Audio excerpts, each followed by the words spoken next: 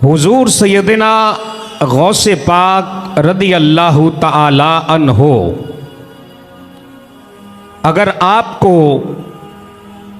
हुफ़ाज़ और कुर्रा के मैदान में देखें तो अपने ज़माने का सबसे बड़े कारी का नाम अब्दुल कादिर है।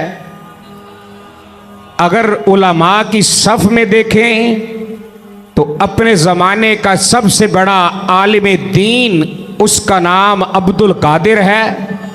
अगर मुफ्तियान की सफ़ में देखें तो हुजूर सैयदना गौसे पाक का नाम वहाँ भी वरा उल वरा है। और मदारस की चटाइयों पे बैठकर जो लोगों को आपने इल्म दीन पढ़ाया और फिर उस इल्म दीन का जो फैज़ है वो इतना दूर तक पहुंचा कि उस जमाने का बादशाह सुल्तान सलाहुद्दीन अय्यूबी हुजूर गौसे पाक के मदरसे में बैठकर गौसे पाक से इल्म दीन पढ़ता था।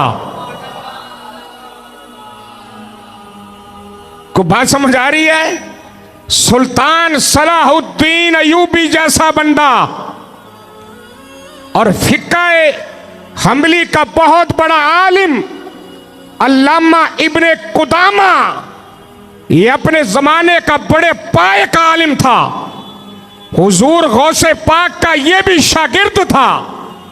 और जब सुल्तान सलाहुद्दीन अय्यूबी की कुफार से जंग हुई तो ये इब्ने कुदामा सुल्तान सलाहुद्दीन का पीए था और उस जंग में जितने फौजी थे उनमें ज्यादातर फौजी हुजूर गौसे पाक के शागिर्द थे। तो बात आपको समझ आ रही है कि नहीं आ रही? ये बातें तो नई नई लग रही है ना आपको, पर ये तहकीक और तारीख की बातें हैं। बात समझना जो बता रहा हूं। लोगों ने सिर्फ ये मशहूर कर दिया कि गौसे पाक बहुत बड़ा पीर है, बस आओ 11वीं खाओ और चले जाओ। ना ना, अपने जमाने का इतना बड़ा मुफस्सर, अपने जमाने का इतना बड़ा मुहद्दिस, अपने जमाने का इतना बड़ा फकीह कि जिसकी मजलिस में 70 हजार अपने जमाने के उलमा कलम और दवात लेके बैठते। बात मेरी समझ आ रही है? एक बहुत बड़ा बगदाद का आलिम दीन गुजरा है जिसका नाम था यहया बिन नजा।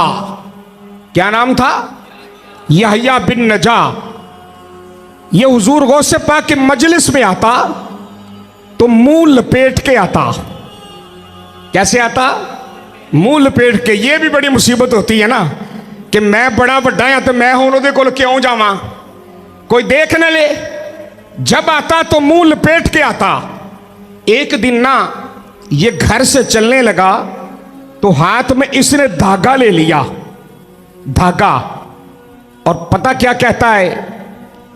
हुजूर गौसे पाक के जब मजलिस लगती है ना तो बड़े बड़े लोग आते हैं और अल्लाह की बारगाह में अपने गुनाहों से तौबा करते हैं। बात समझ आई है?